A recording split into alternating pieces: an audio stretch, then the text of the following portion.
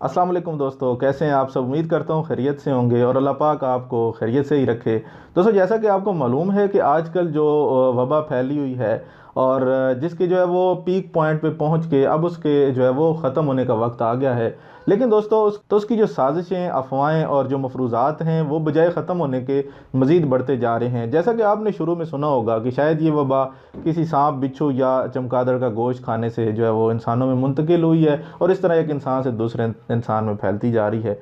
लेकिन थोड़ा सा टाइम गुजरने के बाद जो है वो कुछ मफरूज़ात में आपको तब्दीली महसूस हुई होगी। आपने नई एक जो है वो अफवाह सुनी होगी कि ये शायद जो है वो नेचुरली इंसान में जानवर से नहीं मुंतकिल हुआ, बल्कि ये खुद साख्ता तरीके से इंसान का लेबॉर्ट्री में तैयार करदा एक वायरस है।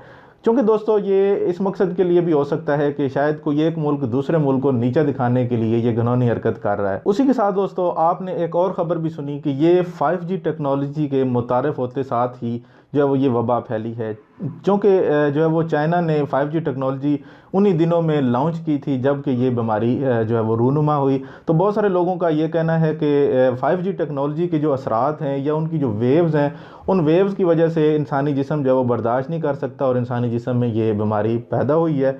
शायद उनका कहना यह है कि ये 5G की वजह से पैदा हुई है। तो इस वीडियो में हम आपको डिटेल में बताएंगे कि 5G क्या चीज़ है, ये कैसे काम करती है और इसका इंसानी सेहत पे क्या कुछ असर है, और ये जो वबाई मर्ज फैली हुई है इसका 5G के साथ क्या ताल्लुक है। तो इसलिए वीडियो एंड तक हमारे साथ रहें और साथ साथ वीडियो को लाइक करते चलें और चैनल को सब्सक्राइब कर दें जो दोस्त नए आए हैं, ताकि ऐसी लेटेस्ट और इन्फॉर्मेटिव वीडियो उनको बर वक्त मिलती रहें। सबसे पहले दोस्तों आपको 5G के बारे में थोड़ा सा बता देते हैं कि ये 5G क्या चीज़ है और ये कैसे काम करती है। जैसा कि हम में से बहुत सारे दोस्त ये समझते हैं शायद कि जैसा कि 4G जो है वो इंटरनेट की जो स्पीड होती है, जो एक स्पेक्ट्रम है, उससे ये शायद एक स्टेप आगे होगा, यानी एक जनरेशन आगे है, यानी ये 5th जनरेशन है, तो ये थोड़ी सी उससे नेट ज़्यादा स्पीड होगी। तो ऐसा कुछ नहीं है दोस्तों। 4G और 5G जो मैं 4th जनरेशन और 5th जनरेशन में दोस्तों बहुत बड़ा फ़र्क है। 5G के आने के साथ ही दोस्तों एक बहुत बड़ा इनकलाब आ जाएगा और बहुत सारी इजादात होंगी, बहुत सारी नई चीज़ें आपको देखने को मिलेंगी और इंफॉर्मेशन टेक्नोलॉजी, कम्युनिकेशन में आपको बहुत ज़्यादा तब्दीली देखने को मिलेगी। और वो सिर्फ जो है वो 5G की ही बदौलत होगी। क्योंकि दोस्तों 5G में आपको बहुत ज़्यादा स्पीड, बहुत ज़्यादा कंट्रोल और बहुत ज़्यादा एक्यूरेसी मिलेगी, जो कि 4G की निस्बत आपको बहुत आगे तक ले जाएगी।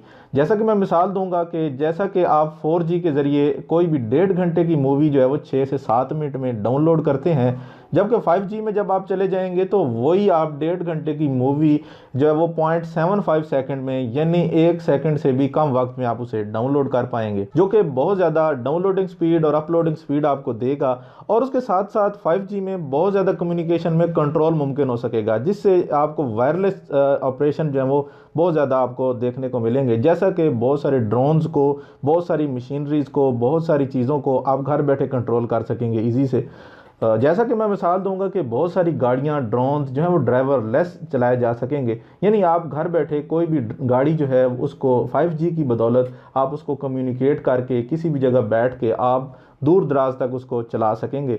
और जिस तरह ड्रोन जो है उसके लिए बेस जो है वो उसके एक ख़ास रेंज तक उड़ाया जा सकता था और उसके बेस तक का फासला जो है वो एक मुतय्यन होता था, उससे दूर ड्रोन जाता था तो वो जो है वो उसका कमांड एंड कंट्रोल से रब्ता ख़त्म हो जाता था, उसके बाद उसका कंट्रोल ख़त्म हो जाता था और वो जहाँ जाता था गिर जाता था। और आईटी में और कम्युनिकेशन के जो लोग दिलचस्पी रखते हैं वो मेरी बात आसानी से समझ रहे होंगे कि 5G में जो है वो 600 मेगाहर्ट्ज़ से 6 गीगाहर्ट्ज़ तक फ्रीक्वेंसी इस्तेमाल होती है। क्योंकि ये जो है वो इसके लिए आपको बड़े बड़े टावर्स नहीं लगाने पड़ेंगे दोस्तों। जैसा कि आपने देखा होगा मोबाइल कंपनियों के आपको बहुत ऊंचे ऊंचे और जो है वो हैवी किस्म के टावर देखने को मिलेंगे, लेकिन 5G में आपको बड़े टावर की ज़रूरत नहीं पड़ेगी, बल्कि आप छोटे छोटे टावर जो हैं वो मुख्तलिफ इमारतों की जो है वो ऊंचाई पे भी लगा सकते हैं और इलेक्ट्रिकल के पोल पे भी सिंपल आप उसको लगा सकते हैं।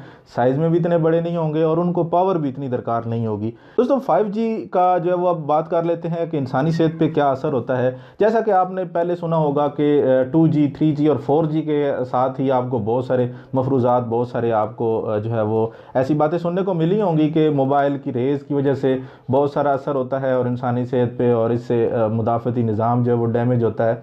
और आपको इसके बचना चाहिए, सोते वक्त साथ नहीं रखना चाहिए। तो ऐसी बहुत सारी चीज़ें आपको सुनने को मिली होंगी।